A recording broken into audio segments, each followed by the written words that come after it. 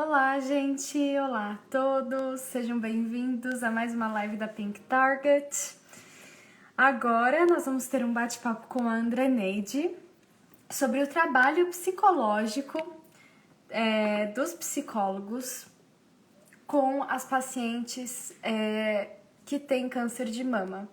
É um trabalho super importante e que não é muito comentado, não é muito falado, porque a maioria das vezes a gente foca mais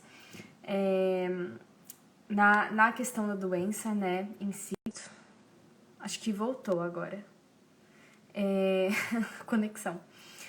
Mais do que o mental, né, e o emocional. E a gente acredita que isso anda muito junto, um com o outro. Então a gente vai conversar com a Andreneide, só tô esperando ela entrar aqui, pra gente poder começar a conversar sobre esse assunto com vocês. Ai, ai. E quanta coisa, hein, gente? Outubro rosa, aí agora vai ser novembro, a gente tem câncer de próstata também. Tem tanta coisa envolvida que a saúde nunca para, né? E a gente tem essa questão, eu vou fazer os exames de última hora. Não faça os exames de última hora. Faça os exames toda vez que você puder. Isso vai ser muito importante. Vamos agora chamar a Andreneide. Acho que agora voltou. Eu acho que tá na internet. Vamos ver no que dá, né?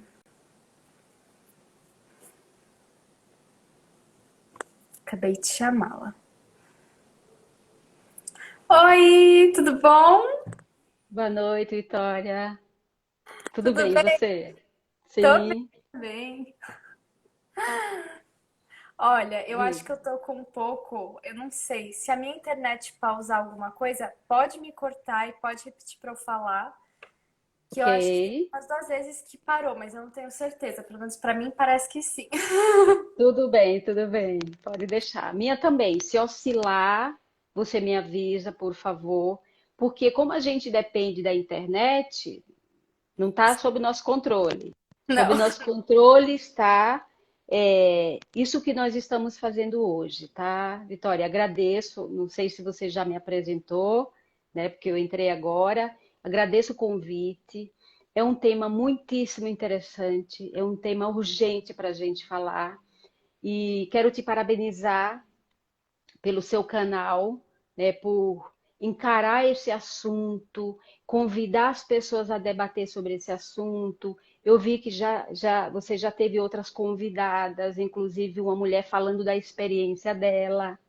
Né? Sim. Hoje eu vou falar da minha experiência enquanto psicanalista, né? O que ocorre na minha clínica e qual a importância, como você falou, para o tratamento psicológico para pacientes com câncer de mama. Você falou pacientes, né? E foi muito interessante, porque a gente pensa que somente mulheres são acometidas com câncer de mama, também atinge homens.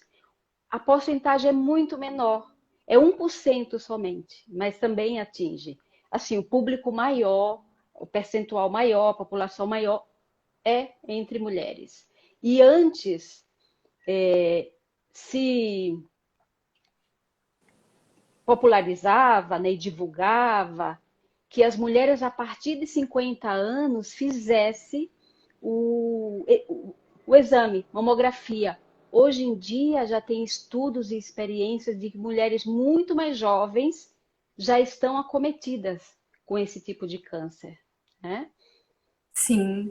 Não, eu fico muito feliz, né? Eu sou uma das integrantes da Pink Targets, nós somos estudantes de uma Sim. faculdade e era um projeto, a Pink Targets era um projeto de faculdade, assim, mas a gente gostou muito da ideia, a gente quis dar continuidade, porque é um assunto muito importante que só é lembrado no outubro, né?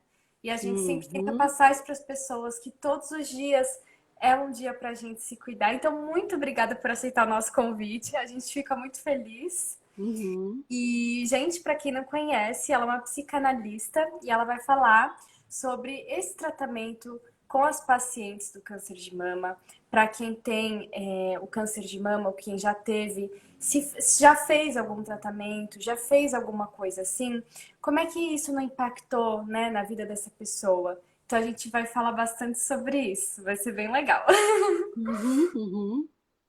Bom, Vamos fazer com que seja, né? Vamos fazer com que seja. se você quiser, primeiro, antes de qualquer coisa, se apresentar, falar um pouquinho de você. Eu sou psicóloga, eu tenho duas formações, eu sou psicóloga e psicanalista. Sou alagoana, mas estou em São Paulo há mais de 30 anos, né? Vim para estudar psicanálise, fiz a minha formação em psicologia em Alagoas, em Maceió. Vim para passar um ano e meio, né, para estudar psicanálise. E chegando, começando a minha formação, eu vi que a formação de um analista não é em um ano e meio.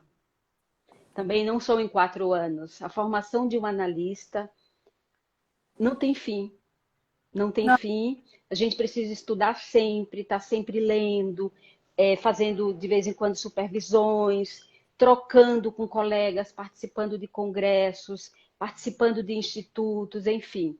Então, acabei ficando em São Paulo, né? E aí, eu moro hoje aqui, encontrei o meu marido, né? E tenho minhas filhas, então, e tenho um consultório em São Paulo, uma clínica. Participo também como ensinante, como coordenadora de um instituto de psicanálise, que é o Instituto Tempos Modernos. É isso. nossa, que legal! Bastante coisa. Uhum. Bom, a primeira pergunta que eu tenho para você: qual a importância de uma sessão de terapia para um paciente com câncer de mama? Tá. Interessante essa pergunta, né? E eu respondi todas as perguntas. Depois, se você quiser, eu disponibilizo essas respostas por escrito. Se você quiser colocar no seu canal, eu vou colocar no meu. Eu quero o que eu escrevi, eu quero também publicar, né? Para que as pessoas que não possam assistir, possam ler. Ou as que assistirem também possam ler. Porque quando a gente fala, é diferente do que a gente escreve. A gente acaba esquecendo alguma coisa ou acrescentando coisas que não estavam no escrito, enfim. Quando eu li a pergunta, qual é a importância de uma sessão de terapia para um ou uma, né, paciente com câncer de mama, eu começo dizendo a importância não somente de uma sessão, mas a importância de um tratamento psicológico ou um tratamento psicanalítico para pacientes acometidos de câncer. E nesse caso específico, câncer de mama. Por que é importante? Porque o médico, né, com os instrumentos que ele tem, né, com a ciência, com a medicina, ele vai tratar o órgão adoecido. Ele vai tratar essa mulher, né, ou esse homem, dependendo do estágio do câncer, como é que ele está, se ele foi descoberto no estágio inicial ou se ele foi descoberto no estágio mais avançado, ele vai tratar ou com quimioterapia, ou radioterapia, ou hormonioterapia, ou vai ter a retirada das mamas, ou de uma, ou de um pedaço, enfim, dependendo do estágio dessa doença, né, do câncer, que é importante a gente falar o nome, porque há uns 30, 40 anos não se falava esse nome, porque as pessoas acreditavam que era uma doença maldita e que não podia falar o nome, que ela se tornava muito poderosa. É justamente o contrário. É justamente o contrário. Não falar de algo torna aquilo muito grande, torna aquilo monstruoso. É verdade. Por isso que é importante falar, falar e falar. Então, a importância do tratamento é que o médico vai tratar do órgão, vai passar o tratamento adequado para matar as células cancerígenas, para restabelecer a saúde dessa mulher. O tratamento psicanalítico vai possibilitar que ela fale dela, que ela não fale somente do órgão adoecido, que ela não fale somente da doença. Nós vamos trabalhar com o sujeito que está doente. E não somente daquela doença. Claro que ela vai falar do medo, das angústias, do medo das sequelas, do medo da morte, mas não somente disso. Ela vai falar disso, mas também ela vai relacionar com a sua vida. Como está a sua vida? Qual é a idade dela? O que ela fez até aqui? Quais são os seus desejos? Que é muito importante que ela possa desejar. Né? É muito importante o tratamento psicanalítico, o tratamento psicológico, para que essa mulher, falando do que está adoecido hoje, possa retomar sonhos, desejos que estavam reprimidos, desejos que ela foi largando pelo meio do caminho. E o desejo e o sonho faz a gente ir para frente, tá? A falta do desejo faz com que as pessoas não saiam do lugar. Porque tem uma frase bem conhecida, né, no imaginário popular, que diz: quem não tem objetivo não sabe para onde ir. Fica que nem, tá, uma barata tonta para um lado e para o outro, sem saber o que fazer. Então, o desejo, o fato de uma mulher ou de um homem fazer esse tratamento, faz com que possa falar do que está acontecendo hoje, do passado, que não é porque é passado, você é estudante, você sabe disso, não é porque é passado que não influencia o que nós fazemos hoje, e do futuro, para que ela tenha perspectivas, para que ela sonhe, para que ela tenha forças para atravessar esse momento difícil. Acho Sim. que por aí, né?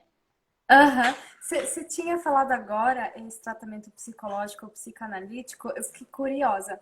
Para as pessoas que são leigas no assunto, tem alguma diferença assim de tratamento psicológico e psicanalítico ou assim é a mesma linguagem? Seria assim a mesma coisa? Tá, tem diferença, legal. É importante até a gente situar. É, a psicoterapia. Uma psicoterapia é praticada por psicólogos que fazem formação em psicologia, Uhum. né? A psicanálise, não necessariamente, como eu falei, eu fiz uma formação em psicologia e fiz uma formação em psicanálise. Não necessariamente um psicanalista é também psicólogo. Ele pode vir de outra área, tá? Ah, De entendi. estudos, de trabalho, mas ele tem que fazer a sua formação. E a formação de um analista é a formação na análise dele.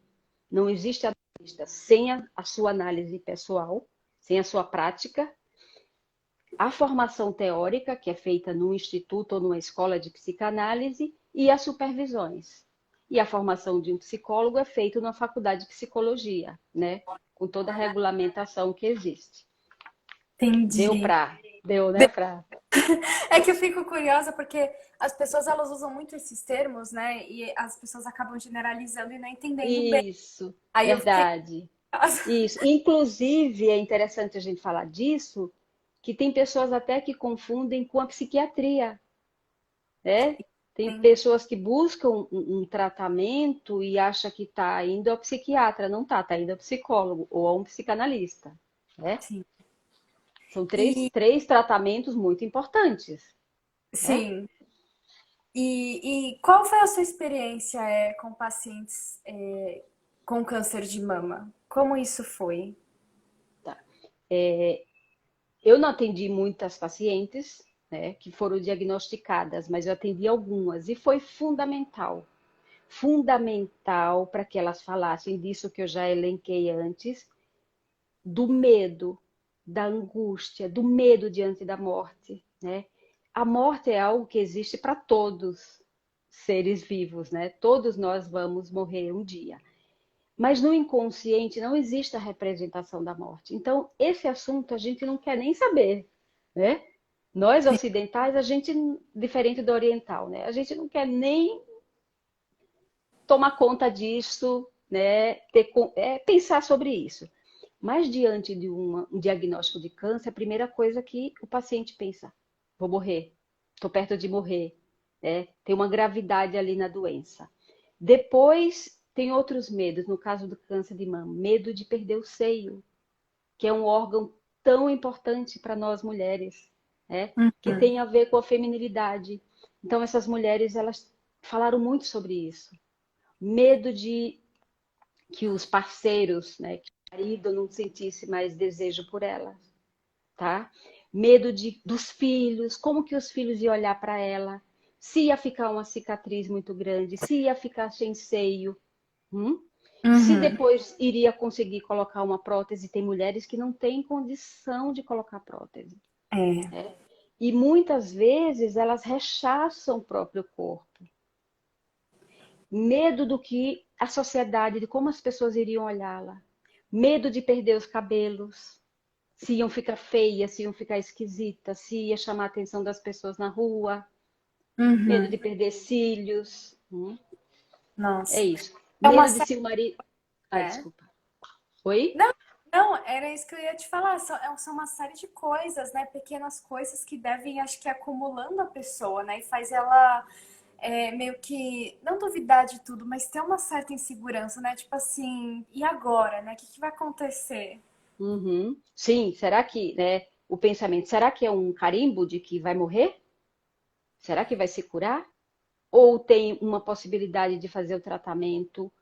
Porque muitas mulheres hoje em dia fazem o tratamento e ficam bem, né? Uhum, Há 30, 40 anos atrás, a taxa de mortalidade era muito alta.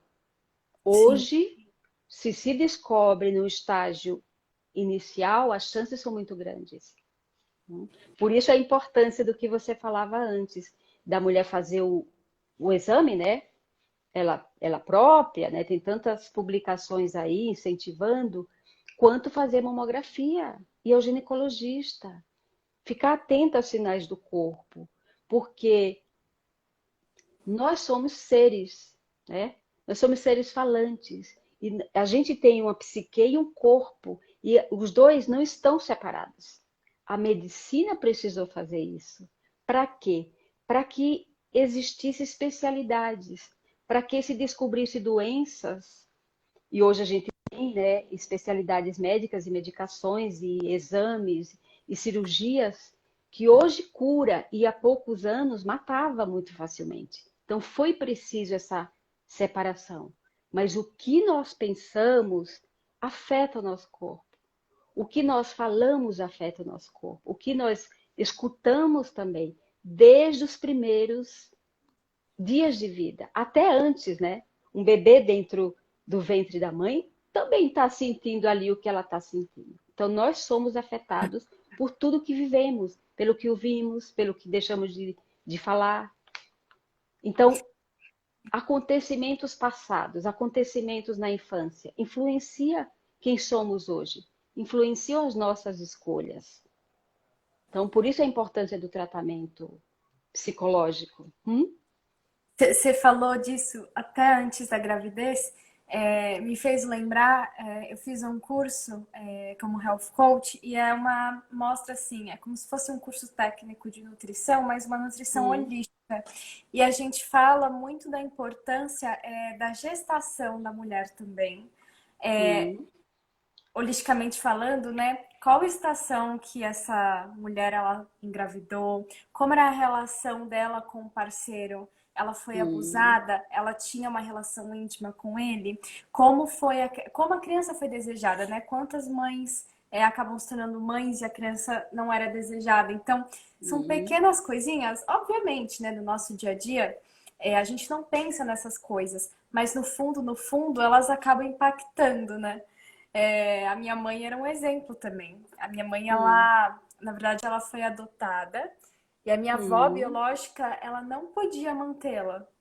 Então, a minha avó biológica teve a minha mãe, acho que com uns 14, 15 anos de idade, fugiu da Paraíba, foi para São Paulo.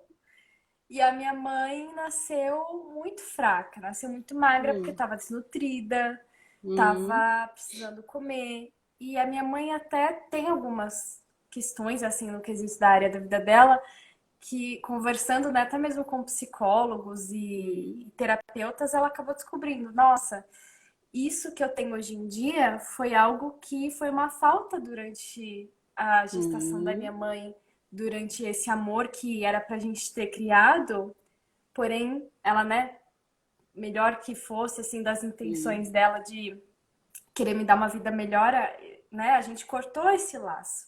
Então eu achei hum. muito interessante isso que você falou da gravidez e tudo, porque realmente é muito verdade, né? Sim, e olha que interessante isso que você falou. né? E que bonito você poder compartilhar algo da sua, né, da sua intimidade. E aquilo que foi afetado, né, a forma como a sua mãe foi afetada, ela pôde resgatar isso num tratamento psicológico. Ela pôde colocar isso em palavras. Porque aquilo que nós não colocamos em palavras vem direto para o nosso corpo. Por isso que eu Sim. falei, o nosso pensamento afeta diretamente o nosso corpo. Eu dou um exemplo que eu sempre dou nas nossas aulas, nas nossas palestras, que quando a gente pensa algo excitante, isso afeta o nosso corpo. Quando a gente pensa em algo triste, a gente fica triste. Quando a gente pensa em algo do futuro e que a gente não sabe como vai resolver, isso causa ansiedade. Então, o que pensamos afeta o nosso corpo. Por isso a importância do tratamento psicológico e psicanalítico, não somente para pacientes com câncer ou com outra doença, para que essas pessoas possam descobrir por que elas se atrapalham na vida, por que elas têm impedimentos, por que elas têm ansiedades generalizadas, por que elas ficaram deprimidas, por que elas dizem que querem algo e fazem totalmente o contrário, por que abriram mão dos seus desejos, por que são tão disponíveis para o outro e esquecem delas. Hum? Verdade. E você tá falando disso, e assim, independentemente da gente ter causas assim mesmo para que aconteça, né, o câncer de mama, eu fico imaginando que é uma coisa que eu acredito muito. Quantas mulheres, né, hoje em dia, por exemplo, não tiveram câncer de mama, até mesmo porque deixaram de falar algo que estava incomodando elas, ou algo que elas deixaram de Uhum. fazer, que elas queriam ter feito e aquilo foi guardando, foi reprimindo, foi engolindo, engolindo, engolindo um pouco aqui, ali, assado. E depois, né, o corpo precisa respirar. E qual que é a forma, né? É o câncer. Não todos os Isso, casos, né, gente? Mas, pelo amor de Deus. Mas alguns sim. casos, né? Sim, muito interessante isso que você falou, porque aquilo que é engolido fica, muitas vezes alguém diz, fiquei entalada aqui, não pude falar para o fulano, para a fulana o que eu estava querendo. E tem uma crise de garganta, tem uma inflamação na garganta, vê algo que é muito difícil e tem problema nos olhos, tem uma otite porque escutou algo que doeu.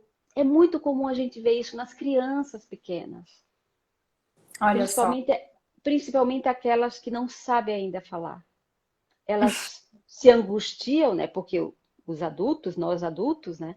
Muitos adultos acham que a infância é um paraíso. Não é um paraíso. A criança é um ser indefeso que está na dependência do outro.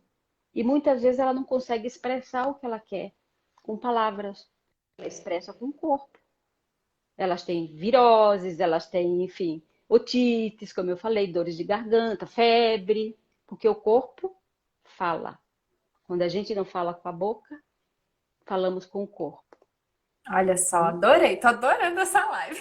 Ai, que bom, que bom, que Adoro esses ótimo. assuntos. Uhum, E como falar sobre esse assunto com a família? É inclusive uma das perguntas uhum, que uma das pessoas, né, que tiveram câncer de mama me perguntaram para eu poder passar para você. uhum. Como falar com a família, é isso? Uhum. Com todas as letras. Falar. Como a gente está falando, falar alivia. Né? Então, falar, não deixar esse assunto no lugar de tabu. Falar sobre isso. Falar de medos, falar de receios, falar de angústias. E também possibilitar que o outro fale, não é? Porque o Sim, parceiro, né, o parceiro de uma mulher, ou de um homem, enfim, o parceiro ou a parceira também fica com medo, também não sabe como vai ser esse processo. Sabe assim, de forma geral, mas não sabe como vai encarar esse tratamento. Então, falar com todas as letras, falar é muito importante. A gente, né, até desde a criança, não é muito estimulada a falar o que ela sente, né? Principalmente os meninos. Não, o menino não chora. Não, o menino não fica falando disso. Tem que calar. Tem que calar. E o número de câncer em homens é muito grande, não de mama, mas outros cânceres. né? Justamente porque eles não são estimuladas a falar. As meninas até falam, né? São estimuladas, mas não tanto, principalmente quando vão crescendo. Quantas coisas acontecem na vida de uma pessoa e a mãe ou o pai, quem está por perto, fala: não precisa falar disso, já que é um assunto difícil. Não precisa falar disso, depois passa. Quando crescer, passa. Não é verdade. Às vezes Não tá. piora, né? Às vezes o tempo piora a situação. Por isso que é importante o tratamento para que as pessoas possam subjetivar o que elas estão sentindo no corpo. Possa fazer discurso com o que está acontecendo com o corpo delas. E E você como eu tinha falado. falei, Pode falar, desculpa. eu falei dos parceiros, mas falar também com os filhos, né? Porque principalmente mulheres que têm filhos pequenos, elas ficam sem saber como dizer. E as crianças, elas sofrem. E hoje em dia, né, a criança tem acesso a tantas informações, se a mãe ou se a família não fala com a criança sobre o que está acontecendo, eles vão fantasiar. Eles podem escutar na escola: ah, a mãe do fulaninho, a mãe do amiguinho, teve câncer de mama e morreu. Aí, quando ele souber, a mãe está com câncer de mama, ou a avó, enfim, então ela vai morrer. E aí ele pode não falar nada. Por isso a importância do adulto chamar a criança, explicar o que está acontecendo, claro, guardando as devidas proporções daquilo que a criança pode entender. Mas falar a verdade. Hum? Falar a verdade, por mais que doa, é muito melhor. Por quê? Porque ter acesso à verdade faz com que alguém crie condições para lidar com ela, para elaborá-la. Quando não se sabe a verdade, as pessoas fantasiam. E fantasia é sempre o pior. Hum? Sim, sim. E você tinha falado até sobre os homens. O meu avô, André Neide, esse ano ele faleceu, né? E ele faleceu por conta do câncer também. Foi um dos problemas que ele teve. E assim, o meu avô, desde os 14 anos de idade, ele já era assim, um chefe de família, porque a minha avó engravidou muito cedo. Então, Hum, assim, ele sempre foi um homem. O meu pai, ele sempre fala isso, né? Um homem de poucas palavras, mas quando fala, fala bem. hum, Mas eu vejo de uma certa forma que meu avô, ele também sempre guardou bastante coisa. Independentemente da alimentação dele, que eu vejo que teve muitas coisas aí que ele falhou nesse sentido, que pode ter, né, ocasionado câncer. hum, Eu fico pensando também nisso que você disse, o quanto que os homens também não guardam isso para eles, né? Essa hum, responsabilidade desde pequeno. Eu sou homem, eu sou menina, eu não posso chorar, eu não posso falar como eu me sinto, se eu hum, choro, né, é errado. E tem essa tatuagem, né, da sociedade que assim, você tem que ser forte. E a minha mãe outro dia ela falou isso pra mim, né? A gente não tem que ser nada, né? A gente tem que hum, ser nós mesmos, seres hum. humanos. Isso é muito legal que você falou. Já é muito, né? Sermos nós mesmos, seres humanos, não querermos pensar que somos máquinas que não sentimos e que não podemos compartilhar. Hum? E os homens, como você apontou e eu tinha falado também, são ensinados que menino não chora. Se chorar, né, é complicado, vai virar fraco, entendeu? Claro que menino chora. Chora porque é humano. É tão humano quanto a menina. Nós somos seres humanos. Homens choram, mulheres choram. Então é importante falar, falar mesmo, com todas as letras. Falar com amigos, falar com o marido, com parceiros, falar com os filhos e falar com um profissional, né? Que são falas diferentes, né?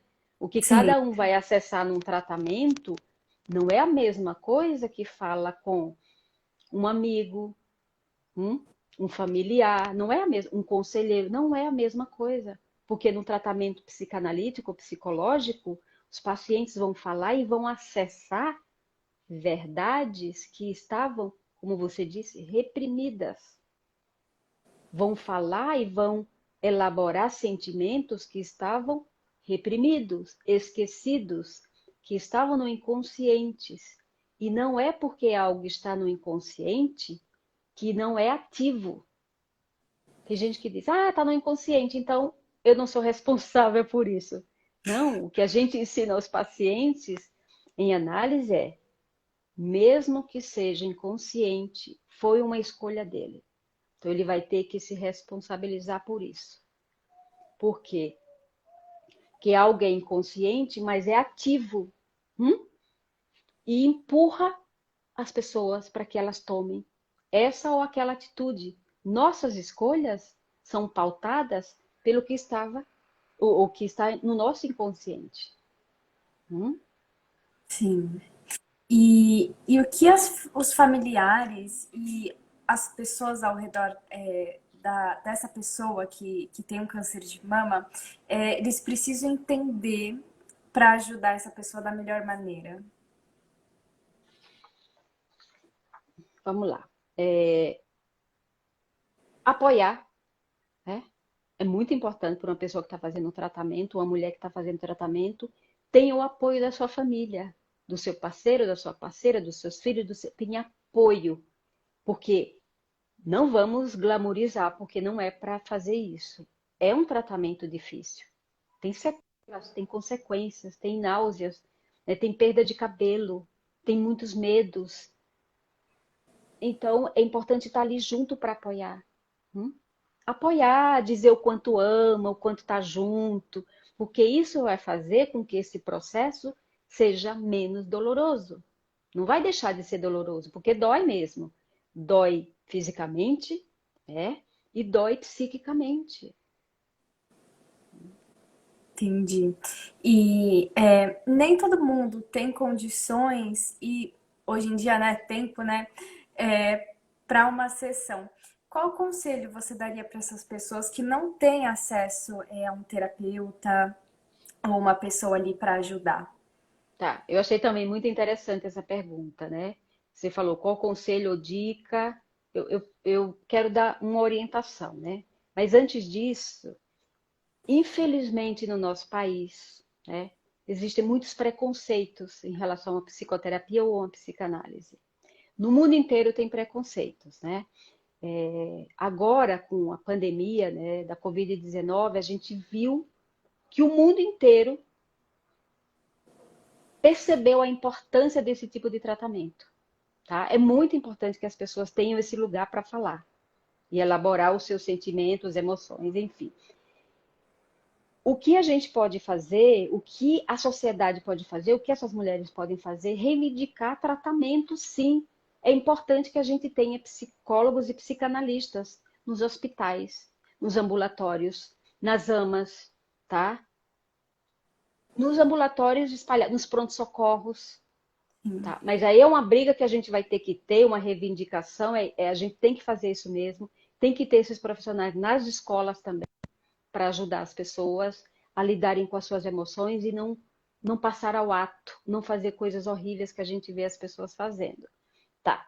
Aí você pode me dizer, Andreneide, mas isso vai levar um tempo. Estou falando do agora. Estou falando do hoje. Que orientação que eu posso dar? Falar, né? Como eu já falei, falar mesmo sobre o que está sentindo, não reprimir esses sentimentos e pensar nos desejos. É um bom momento para pensar o que fez até aqui. O que deixou pelo meio do caminho? Quais desejos que tinha quando era adolescente? O que gostava de fazer e que faz muito tempo que não faz? Qual hobby que essa pessoa tem? Será que tem tempo de ter hobby? Ou será que está trabalhando enlouquecidamente? Hum? Ou Sim. será que está trabalhando ou em casa, cuidando de toda a família e acha que não tem direito, que não tem direitos de pensar nela, né? De fazer coisas para o seu prazer? Não estou falando de trabalhos, né? Um hobby mesmo, algo que dê prazer para ela. Algo que nem envolva outras pessoas, que envolva somente a ela. Hum? Como escutar uma música, como dançar, que é muito comum que os pacientes em análise retomem projetos que estavam guardadinhos na gaveta. Que se deem conta que faz muito tempo que não ouve uma música que gosta. Que faz muito tempo que não assiste um filme que gosta. Por quê? porque passou a assistir filmes que achava que o outro queria que ela assistisse.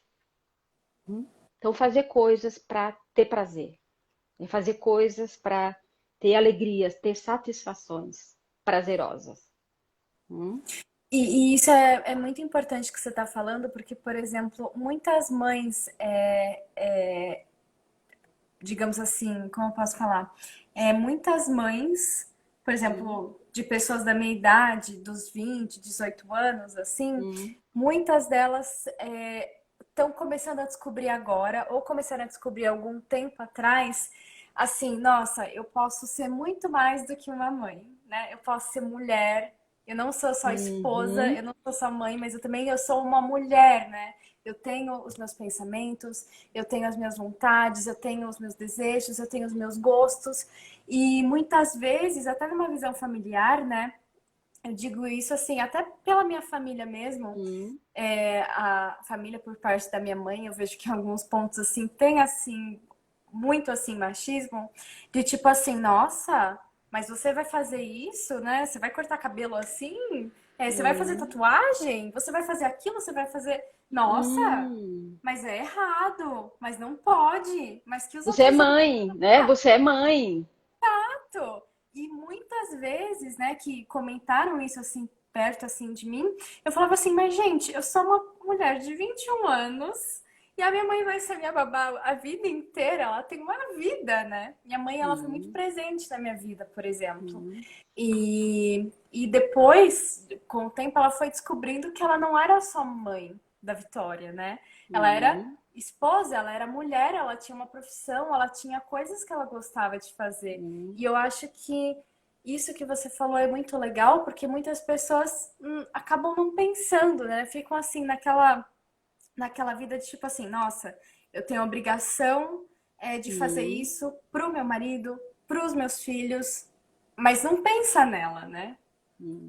Sim, e muito interessante você tocar nesse ponto, porque nós mulheres, nós temos várias funções, assim como os homens também têm várias funções. Mas uma mulher, ela pode ser, ela é mulher, ela pode ser mãe, ela pode escolher não ser mãe, ela é trabalhadora, funcionária, ela é filha, ela pode ser tia, ela pode ser amiga. Então, são várias funções. E essas funções não são excludentes. Não é porque uma mulher se torna mãe que ela vai deixar de ser mulher. Mas é muito comum, a gente vê isso muito na clínica, que quando as mulheres, muitas mulheres se tornam mães, elas esquecem delas enquanto mulheres. Elas acham que elas não têm mais que realizar os seus desejos, porque ela tem que estar totalmente disponível para aquele serzinho que nasceu e que realmente é totalmente indefeso e precisa dos cuidados dela, mas ela Sim. não tem que fazer somente isso, ela não pode esquecer que também ela é mulher e tem que Uhum. continuar se cuidando, né? Muitas Sim. mulheres se abandonam nesse momento, É. e ficam somente como mãe ou como mulher, ou então muitas vezes tanto como somente mãe, que esquecendo que são mulheres, se afastam também dos maridos, ou os maridos ou as parceiras se afastam delas, porque a veem somente como mãe. Hum? Olha só. É. Teve três perguntas no privado para você. Teve uma pessoa que perguntou: quem é mais forte? Quem fala dos sentimentos e chora? Ou quem guarda, coloca uma capa de frieza? Pergunta Profunda! interessante, né? Interessante. Quando você falou, eu vou responder a pergunta dessa pessoa com aquilo que você tinha falado de você. Quando você disse que, acho que a sua mãe falou, não, alguém falou, você tem que ser forte. Que é É, muito comum as pessoas dizerem, você tem que ser forte, você não pode se abalar com isso que está te acontecendo. Ser forte, né, respondendo a essa pessoa que perguntou, e obrigada pela pergunta, ser forte é admitir que tem fraquezas. Ser forte é admitir que precisa de ajuda. Ser forte é admitir que é um ser humano e precisa do outro. precisa falar o que está sentindo, é buscar um tratamento, né? Que tem um preconceito também de que psicoterapia ou psicanálise é para louco. É para louco ou para fracos? Ah, fulano tá meio doido, foi procurar um analista ou um psicólogo. Não! Muitas vezes as pessoas vão para não ficar loucos, É, tá? Vão para não ter passagens ao ato, para não agredir o outro, para poder elaborar o que está sentindo, para não é se um, fazer mal. né? É o quê? É um autoconhecimento, né? Sim, sim, sim. Hum. E outra pergunta, também que mandaram no privado. Você acha que nas escolas as crianças já deveriam ter um acompanhamento psicológico, não apenas quando aparece algo, mas tornar a terapia uma coisa do cotidiano? Na escola, é importante ter, sim, psicólogos, né, ou psicanalistas e psicanalistas, né? É importante que a criança saiba que tem um profissional ali que eu falo muito para os pacientes, criança, né? Quando eles vêm para análise e não sabem o que fazer. Eu digo, você está aqui, pergunto se ele sabe porque está ali, né? Às vezes a criança não sabe porque a mãe levou. Você está aqui para falar o que passa aqui e o que passa aqui, né? Através dos jogos ou de desenho, mas é para falar o que está sentindo aqui e o que está passando por aqui. Então é muito importante esse profissional nas escolas para que a criança saiba.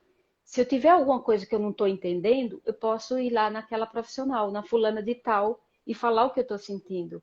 Mas eu não sei se uma psicoterapia ou um tratamento psicanalítico, mas que tenha esse profissional que fique atento, né, que a professora cuidadosa, uma professora atenta, possa ver o que aconteceu com a criança, se ela está dormindo, se ela está longe, né, fantasiando, não está prestando atenção, se ela está inquieta e ela não consegue parar de forma alguma, se ela está mexendo com um amiguinho, tá, fazendo confusão na sala de aula, alguma coisa está acontecendo ali. Algo aconteceu. Será que essa criança ouviu e viu os pais brigando? Hum? Será que essa criança não dormiu bem à noite porque estava com dor? Será que dormiu com fome? Será que, enfim, brigou com o irmão? O que aconteceu? Quando acontece algo, a criança mostra no seu comportamento e no seu corpo. Hum? Então, os Entendi. pais, só um minutinho, os pais, se tiverem aqui, né, fiquem atentos. O que eles tiverem que falar um com o outro, falem sozinhos. Preservem os filhos.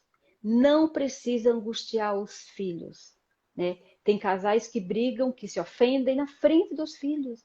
Eles se angustiam e no dia seguinte pode na escola não aprender nada, pode ficar inquieto, pode dormir na sala de aula, pode ter vômitos, pode ter uma dor de cabeça que ninguém sabe de onde veio, tá? Aham. Acabaram de perguntar para você. Oi, Andrenete, tem pessoas que não querem falar que está com câncer? Se eu não entendi, mas na análise ou fora da análise? Será? Ana, coloca aí, comenta aí se é na análise ou fora na análise. Eu acho que ela quis dizer em geral, assim. Tá. Sim, Acho. sim. Por quê? Porque pode ser um assunto tabu. A pessoa acha que não pode falar sobre isso. E é o contrário, é todo o contrário. Precisa falar. Por quê? Porque falando a gente se afasta daquele real ameaçador. Falando a gente pode se afastar de algo que é traumático. Por isso a importância de falar. Falando, você vai criar condições de lidar melhor com aquilo que está acontecendo. Falando pode ter ajuda, pode ter apoio, pode ter o carinho, a atenção do próximo, dos amigos, dos familiares. E acho mais, tá? Que todo paciente que é diagnosticado com câncer deveria vir junto. Cirurgia, se tiver que fazer cirurgia, quimioterapia, ou radioterapia, ou hormonioterapia e tratamento psicológico. Junto, é um combo, deveria vir junto.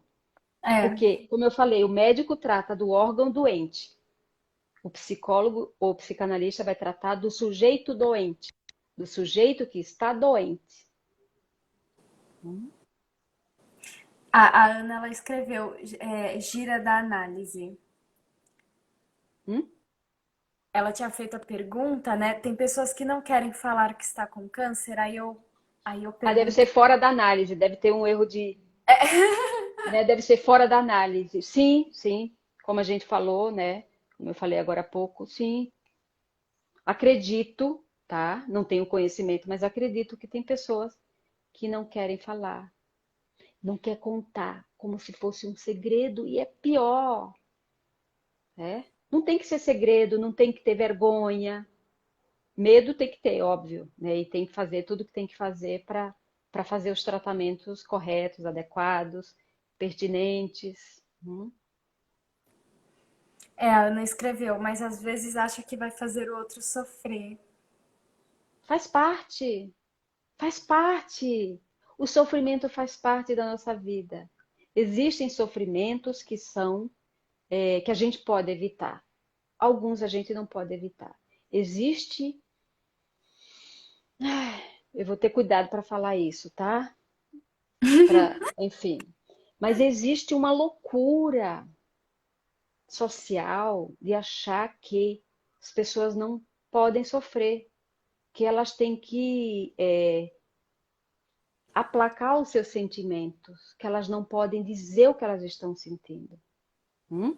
Que elas têm que ficar. Por isso que eu falei que eu tenho que ter cuidado de falar nisso. Medicadas, mas não medicadas, porque em muitos momentos é importante a medicação, mas não pode ser uma medicalização, que é uma medicação exagerada. Tem pacientes que quer, por exemplo, no momento que estão com um diagnóstico de depressão, fazem um tratamento medicamentoso, mas não falam sobre o que estão sentindo. Então, o tratamento medicamentoso, elas podem ter uma melhora, sim, porque tem a alteração química cerebral, mas se ela não trata o que a levou a desenvolver a depressão, ela não vai se curar. Então, vai sofrer, mas é importante falar, tá? O sofrimento faz parte da vida. É loucura achar que a gente pode estar todo o tempo feliz. É Não, mas impossível. É impossível. a Hum? vida é assim, né? Sim. E fizeram uma pergunta. Quando você diz que o corpo fala, você fala holisticamente falando ou isso é comprovado? Tinham perguntado no privado. Acho que eu já dei alguns exemplos, mas eu vou retomar. Quando é muito comum, quando alguém fica com algo entalado aqui, a garganta fica inflamada, né? Existem doenças que são psicossomáticas. Muitos médicos sabem disso e indicam um tratamento, tá? Psicológico para os seus pacientes.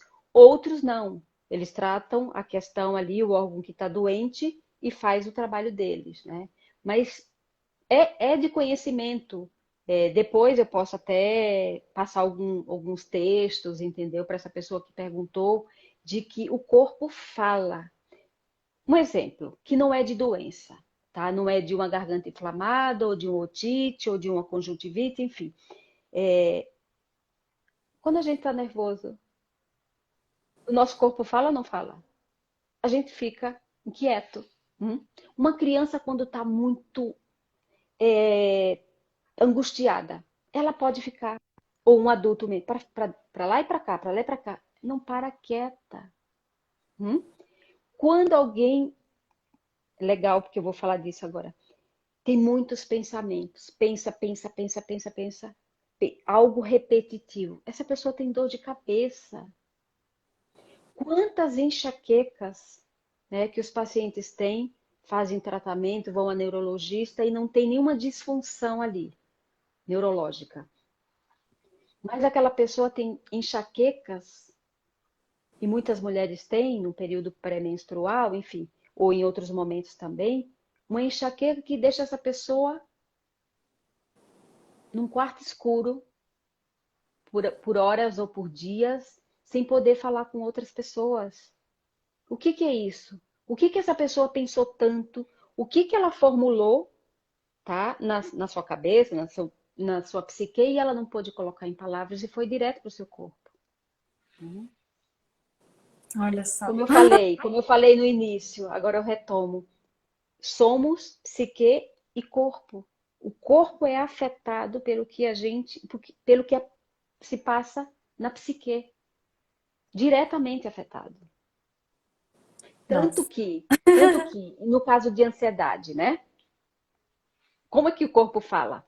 Um pensamento ansiógeno, né, que desencadeia a ansiedade, esse exemplo eu acho que é bem claro, faz com que a pessoa tenha alterações somáticas, tem taquicardia, tem sudorese, tá? Tem falta de ar, tem pacientes que vão ao pronto-socorro e pensam que estão infartando.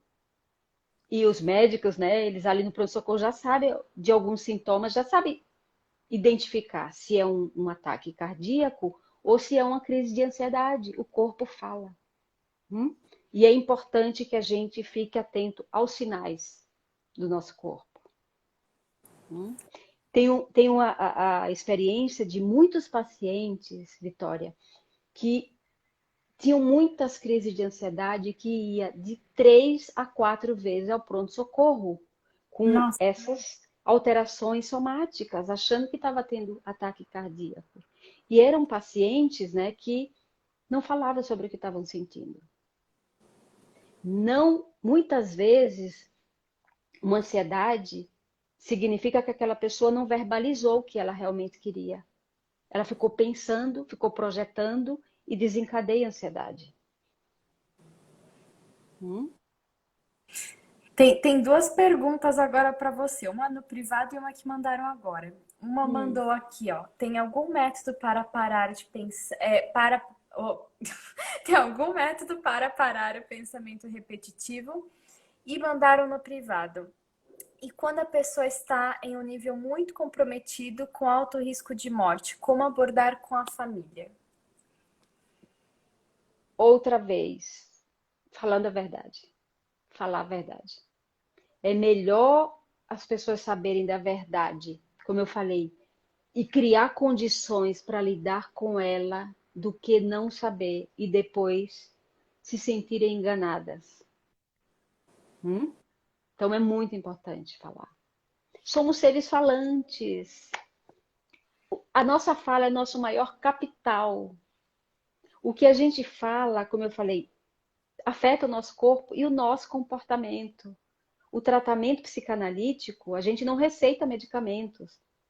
É um tratamento através das palavras. E tem pacientes que chegam e dizem: Você vai passar um remedinho para mim? Não, porque eu não sou psiquiatra. Só pode passar o psiquiatra.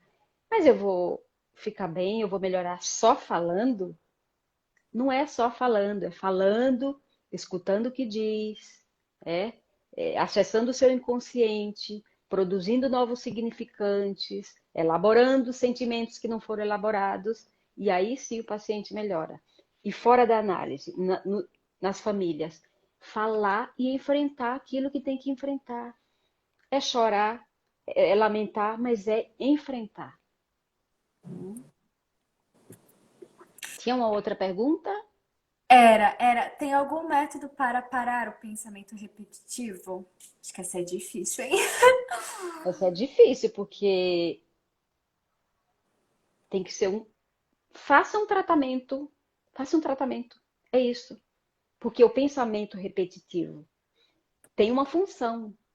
O sintoma para a medicina tem um estatuto, para a psicanálise tem outro estatuto. O sintoma, ele sempre quer dizer algo.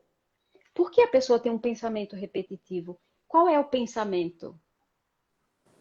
Qual é o pensamento? Por que aquilo fica martelando na cabeça do paciente, né? Tem pacientes que martelando e teve enxaquecas homéricas.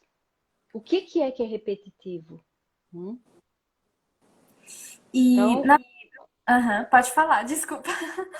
Então, o pensamento repetitivo é importante que a pessoa analise o porquê, qual é, o que está por trás disso, qual é a intenção, hum?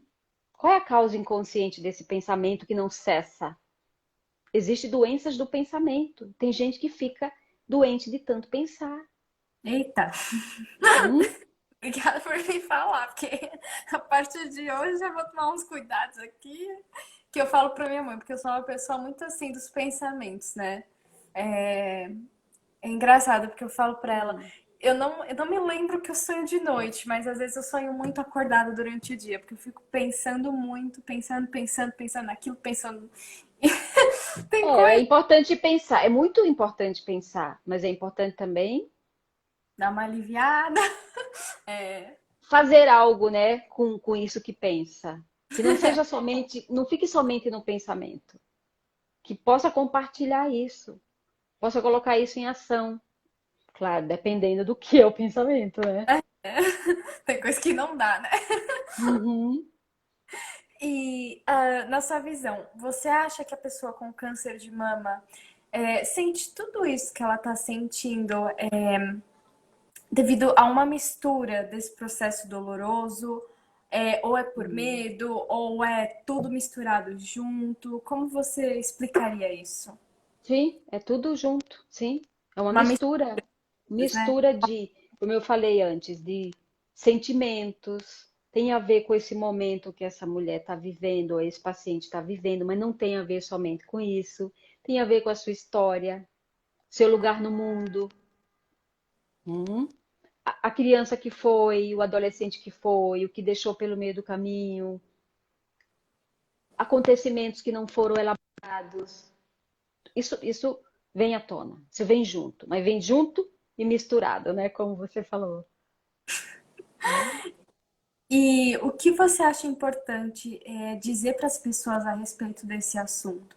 De uma visão é, profissional, né? O que, que você acha que as pessoas, de um modo geral, precisam entender sobre isso? Sobre. O câncer de mama, desculpa. As Tá. pacientes com câncer de mama, sobre essa questão da importância do tratamento psicológico com elas. O que, que você acha que é importante das pessoas saberem e entenderem? Que elas vão fazer o tratamento medicamentoso com o médico e com um profissional, né, que trata os pacientes, psicológico dos pacientes, vão falar sobre o que sentem, sobre o que estão sentindo. Que as pessoas fiquem atentos e que possam quebrar os preconceitos de que esse tipo de tratamento não é para louco, não é para fracos, é para pessoas que querem elaborar o que elas estão sentindo, principalmente num momento tão delicado quanto quando recebem um diagnóstico de câncer. Hum? Falar dos medos, medo da morte, medo de, enfim, das sequelas do tratamento. Hum? E perguntaram para você, através da terapia, resgatamos coisas deixadas pelo caminho? Com certeza, com certeza. O tratamento, veja bem, alguém falando disso numa análise ou numa psicoterapia, não é que a pessoa vai voltar no passado, apertar um botão e hum, resetar ou mudar a situação. Não é isso. Mas essa pessoa vai sim, vai poder elaborar sentimentos, emoções, vai poder resgatar projetos, desejos que foram deixados para trás pelo meio do caminho. Quantas pessoas em análise, Vitória e todos os ouvintes, que a partir de um tratamento conseguem retomar um estudo. Quantas mulheres que se tornaram mães e quando se tornaram mãe abandonaram um trabalho para se dedicar aos filhos, né, à família. Abriram mão de algo, de um hobby que gostava de fazer, de um desejo, de um projeto. E nesse momento, na análise, consegue retomar um estudo, tá? Retomar um projeto, entrar numa academia, fazer caminhadas, andar de bicicleta, que mais? Dançar. Quantas mulheres na análise descobrem que há muitos anos que não dançam e entram numa dança de salão, hum? E retomam um hobby que faziam na adolescência ou na infância e que faz muitos anos que elas não fazem. E quantos maridos ficam enlouquecidos, né? Quando as mulheres fazem isso. O que está acontecendo com você? Mas essa terapia, essa análise que você está fazendo está te desvirtuando. É o contrário. Está fazendo com que essa pessoa retome o que é caro para ela, o que é muito importante para ela. E se o parceiro ou a parceira não entender isso, tem que questionar que amor é esse? Que amor é esse que não quer o melhor para o parceiro ou para a parceira? Que egoísmo é esse? Hum? Perguntaram qual a porcentagem do medo ser o causador dos problemas? Muito grande, muito grande. Hoje, uma analisanda estava falando, vou dar uma, ela estava falando de coisas que ela tem para fazer e que ela não faz. E por que que ela faz isso com ela? E aí ela foi identificando que ela se atrapalha muito com isso, né? E aí nós fomos, né? A gente vai perguntando, perguntando para o paciente e abrindo o discurso, né? Produzindo ali significantes, e aí ela chegou num ponto. Ela tem medo de fracassar. Medo de fracassar. Então, diante do medo do fracasso, o que é que ela faz? Ela não Ela não. age. É. É, ela não age. Tá sempre colocando empecilhos. Ah, isso não vai dar certo. Ah, como sabe que não vai dar certo? Precisa fazer para ver se vai dar certo. Hum? Então, medo pode ser um grande vilão. Pode ser um companheiro de muita gente muito desagradável, que serve para o pior, né? Eu Porque acho tem que medos que são reais e tem medos que são infundados, são sim. criados, né? Eu acho isso que você falou muito assim verdadeiro, porque eu vejo muitas pessoas assim que passaram, né, e que passam assim na minha vida, que eu vi assim com os próprios olhos, que eu vejo assim que não fazem algumas coisas ou que deixaram de fazer, e às vezes eu fico me perguntando, será que não é porque tem medo? E outro dia, né, eu estava querendo Sim. planejar um projeto com uma professora minha sobre uma outra Hum. coisa, e eu explicando tudo assim para ela, né, motivada, enfim. Aí eu falei assim para ela, eu já tenho não. O que mais pode dar errado? Mas e se der certo? E se a gente tentar? E se funcionar? Uhum. Como será que não vai ser, né? Eu acho que as Não, pessoas. como será que vai ser, né? Como É, será que vai ser? eu acho que as pessoas elas têm esse medo do risco, né? Tipo assim, e se eu fizer, será que. Como é que eu vou, né? Reagir? Será que vai dar Mas faz certo? parte, o risco faz parte. Sim. Como você disse, o não a pessoa já tem. Se ela não faz nada, é não. Ela fazer algo abre uma possibilidade do sim. Pode ser que dê errado? Sim, mas ela pode aprender com esse erro e continuar fazendo até que dê certo. Muito bom, muito verdade. Gente, vocês têm alguma dúvida, alguma pergunta que vocês gostariam de fazer para a Andreneide? Eu queria pedir uma coisa para você. A gente consegue tirar uma foto Eu ou não? acho, eu não sei se foto dá, mas Para depois a gente publicar junto com o vídeo. minha mãe ela falou, vamos tirar o print da tela. Apesar que eu tô tentando tirar, Então, não tudo as bem. Foi um coisas. pedido que me fizeram, mas tudo bem. Oi. Você quer tirar? Ela vai. Não, vira pra lá! Ela vai tirar. Gente, ela tá Sua no mãe chão. aí ajudando, hein? Sua mãe ajudando. Foi isso. Uma mãe parceira. É que quando eu tô na live, eu queria que sumisse esses comentários, porque senão vai aparecer sua cara inscrito, seu rosto inscrito. É Ah, verdade, né? tem um print. Oi? A Karina comentou. Eu tirei um print. A Karina. Ah! Karina, conheço. Obrigada, Karina. Legal, legal. Ok.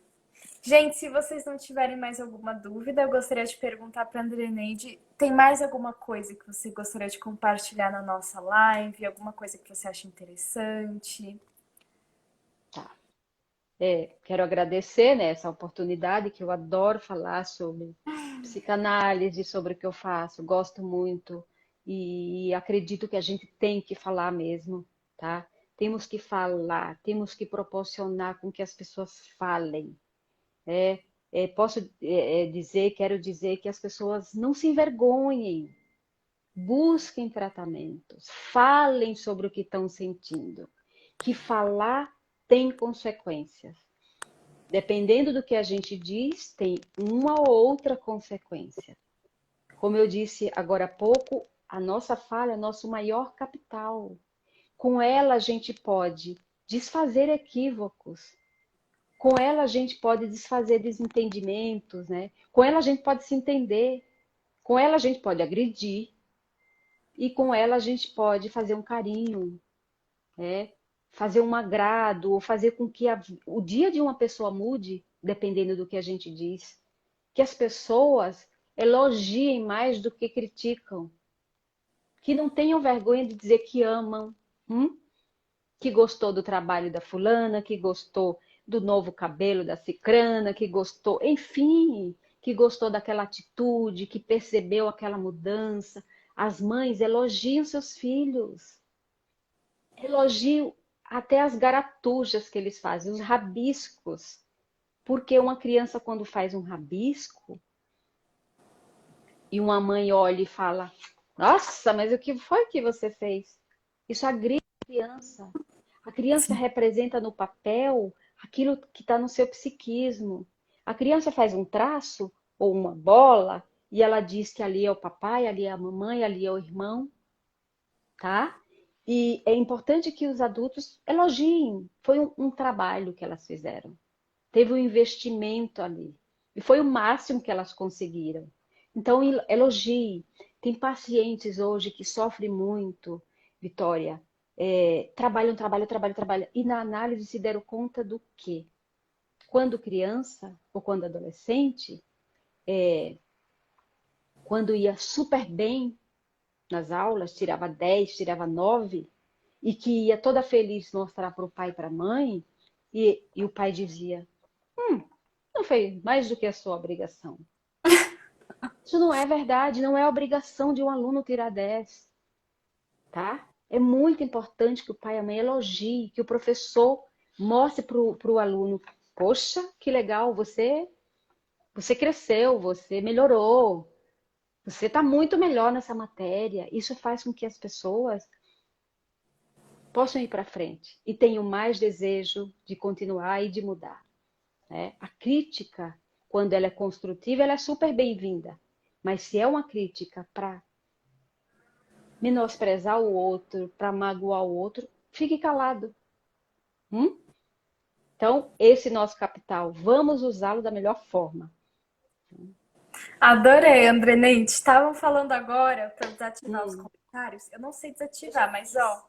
Ah, você já tirou print? Já. Não, mas é que daí a gente sorri e dá uma fotinha. Sem os comentários. Então, mas você poderia fazer um favor para mim? Já que você tá aqui. Eu vi que subindo assim, ó, bem com o dedo mesmo. Não precisa. Você vai Eu que faço? comentário. Eu? Não. Ah, Preocupe. Eu tô avisando pra minha mãe, é porque eu ia tirar print, aí ela ia subindo os comentários. Vem cá rapidinho só, pra eu tirar uma foto bonitinha. deixa eu me ajeitar aqui, peraí. Ai, se eu desligar. Ó, não. Deixa que eu vou fazer isso. Calma aí. Ó, tá vendo que com os dois dedos você vai subindo? Vai subindo. Mas tem que fazer com os dois. Isso. Vai. Ok. Aproveita. Ih, vai. Só vai deixa não. aqui. Não, vai mais, mãe. Mas não vai, você não tá bem. Vai, mentira. Ok. Só não pode derrubar. Você quer tirar o print? Quero. Peraí. Pronto, 1, vamos 2, lá. 3 e já. Eu vou pra cá. Foi. Pronto. Tá ótimo. Vou te mandar. Muito obrigada, Andreneide, pelo convite, por aceitar. Foi muito bom falar com você. Muito obrigada, viu? Obrigada a você, obrigada a todas as pessoas. Eu sei que tem pessoas daqui de São Paulo, tem pessoas de Minas Gerais, tem pessoas de Alagoas, de vários estados do Brasil. Eu convidei muita gente, você também convidou. Que legal que a gente está aqui falando, perguntando, escutando, produzindo discurso, né? Muito legal. E que bom que a gente conta com esse recurso, né? Da É, tecnologia, né? A nosso favor, que a gente pode aproveitar um pouquinho. Hum? sim.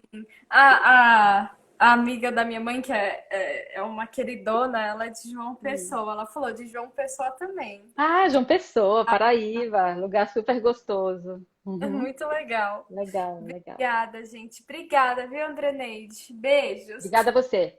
Beijo a todos. Beijo a você também. Agora é só Tchau. sair, né? Eu vou sair. Tá bom, eu também. Tchau. Tchau. Até a próxima. Até.